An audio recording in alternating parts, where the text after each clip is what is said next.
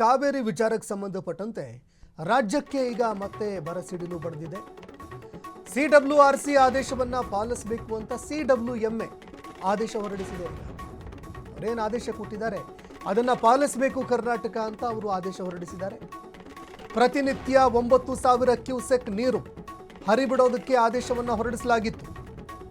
ಇವತ್ತು ನಡೆದಂತಹ ಸಿಡಬ್ಲ್ಯೂಎಂಎ ಸಭೆಯಲ್ಲಿ ಕರ್ನಾಟಕಕ್ಕೆ ಸೂಚನೆ ನೀಡಲಾಗಿತ್ತು.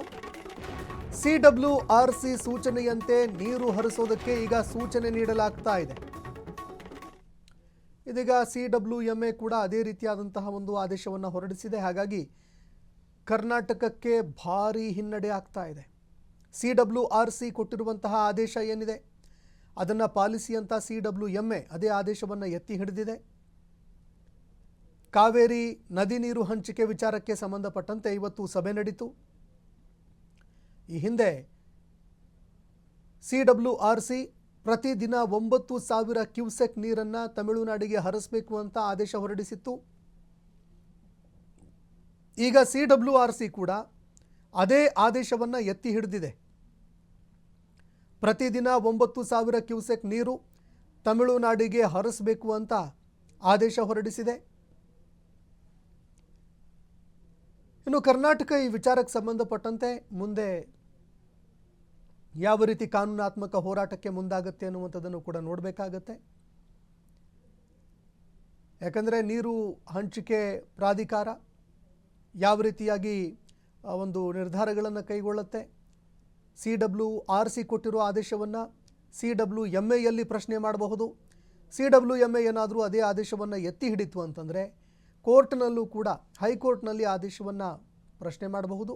ಆದರೆ ಈ ಹಿಂದೆ ಕರ್ನಾಟಕಕ್ಕೆ ಹಿನ್ನಡೆ ಆಗಿತ್ತು. ಹಾಗಾಗಿ ಮತ್ತೆ ಸುಪ್ರೀಂ ಕೋರ್ಟ್ನತ್ತ ಏನಾದರೂ ಮುಖ ಮಾಡುತ್ತಾ ಕರ್ನಾಟಕ ಏನು ನೋಡಬೇಕಾಗತ್ತೆ. ಇನ್ನು ಈ ಹಿಂದೆ ನಡೆದಂತಹ ಸಭೆಯಲ್ಲಿ ಒಟ್ಟು ಪ್ರತಿದಿನ 9,000 ಕ್ಯೂಸೆಕ್ ನೀರು ಹರಿಬಿಡಬೇಕು ಅಂತ ಸಿಡಬ್ಲ್ಯೂಆರ್ಸಿ ಆದೇಶವನ್ನು ಹೊರಡಿಸಿತ್ತು. ಅದರ ವಿರುದ್ಧ ಇಡೀ ರಾಜ್ಯಾದ್ಯಂತ ಆಕ್ರೋಶ ಕೂಡ ವ್ಯಕ್ತವಾಗ್ತಾ ಇತ್ತು. ನಮಗೆ ಕುಡಿಯೋದಕ್ಕೆ ನೀರಿಲ್ಲ, ಇವರಿಗೆಲ್ಲಿಂದನಪ್ಪ ತಂದು ಕೊಡೋದು ನೀರು ಅಂತ ತೀವ್ರ ಆಕ್ರೋಶಗಳು ವ್ಯಕ್ತವಾಗ್ತಾ ಇತ್ತು. ಈಗ ಈ ವಿಚಾರಕ್ಕೆ ಸಂಬಂಧಪಟ್ಟಂತೆ ಸಿಡಬ್ಲ್ಯೂಎಂಎಯಲ್ಲಿ ಮತ್ತೆ ಅರ್ಜಿಯನ್ನು ಸಲ್ಲಿಕೆ ಮಾಡಲಾಗಿತ್ತು. ಅದನ್ನು ಕೈಗೆತ್ಕೊಂಡಂತಹ ಸಿಡಬ್ಲ್ಯೂಎಂಎ ಸಿಡಬ್ಲ್ಯೂಆರ್ಸಿ ಕೊಟ್ಟಿರುವಂತಹ ಆದೇಶವನ್ನೇ ಎತ್ತಿ ಹಿಡಿದಿದೆ. ಇನ್ನು ತಮಿಳುನಾಡಿಗೆ ಕಾವೇರಿ ನೀರು ಹರಿಸೋದಕ್ಕೆ ಸಿಡಬ್ಲ್ಯೂಎಂಎ ಸೂಚನೆ ಕೊಟ್ಟಿದೆ. ಈಗ ಕಬಿನಿ ಡ್ಯಾಮ್ ಬಳಿಯಲ್ಲಿ ಪೊಲೀಸರಿಂದ ಭದ್ರತೆ ಕೈಗೊಳ್ಳಲಾಗ್ತಾ ಇದೆ. ಯಾವುದೇ ರೀತಿಯ ಅಹಿತಕರ ಘಟನೆಗಳು ನಡೆಯದಂತೆ ಕ್ರಮ ಕೈಗೊಳ್ಳಲಾಗ್ತಾ ಇದೆ. ತಮಿಳುನಾಡಿಗೆ ಕಾವೇರಿ ನೀರು ಹರಿಸೋದಕ್ಕೆ ಸಿಡಬ್ಲ್ಯೂಎಂಎ ಆದೇಶ ಹೊರಡಿಸಿದೆ.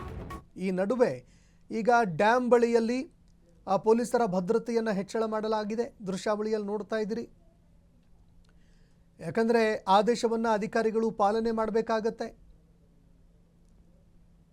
ಯಾವುದೇ ರೀತಿಯಾದಂತಹ ಅಹಿತಕರ ಘಟನೆಗಳು ನಡೆಯದಂತೆ ಈಗ ಬಿಗಿ ಭದ್ರತೆಯನ್ನು ಕೈಗೊಳ್ಳಲಾಗ್ತಾ ಇದೆ. ಅಂದರೆ ನೀರು ಹರಿಬಿಡುವಂಥದ್ದು ಖಚಿತ ಅನ್ನೋ ಮಾಹಿತಿಗಳು ಕೂಡ ಲಭ್ಯವಾಗ್ತಾ ಇದೆ. ಇನ್ನು ಎಷ್ಟು ಪ್ರಮಾಣದ ನೀರು ಕರ್ನಾಟಕಕ್ಕೆ ಉಳಿಯುತ್ತೆ ಅದು ಕೂಡ ಇಲ್ಲಿ ಎದುರಾಗ್ತಾ ಇರುವಂತಹ ಪ್ರಶ್ನೆ. ಕಾವೇರಿ ನದಿಯಲ್ಲಿ ನೀರು ಬಿಟ್ಟ ನಂತರ ಎಷ್ಟು ನೀರು ಉಳಿಯುತ್ತೆ, ಸದ್ಯಕ್ಕೆ ಇರುವಂತಹ ನೀರಿನ ಮಟ್ಟ ಎಷ್ಟು, ಮುಂದಿನ ದಿನಗಳಲ್ಲಿ ಯಾವ ರೀತಿ ನೀರಿನ ಕೊರತೆ ಉಂಟಾಗುತ್ತೆ ಅಥವಾ ಸಾಕಾಗುವಷ್ಟು ನೀರು ಇದೆಯಾ ಇಲ್ವಾ, ಈ ಎಲ್ಲದರ ಬಗ್ಗೆಯೂ ಕೂಡ ಮಾಹಿತಿಗಳು ಲಭ್ಯ ಆಗಬೇಕು ಜನರಿಗೆ. ಮೊದಲೆಷ್ಟಿತ್ತು, ನಂತರದಲ್ಲಿ ಎಷ್ಟು ನೀರು ಒಳಹರಿವು ಬಂತು, ಆಗ ಎಷ್ಟು ನೀರು ಬಿಡಬೇಕು,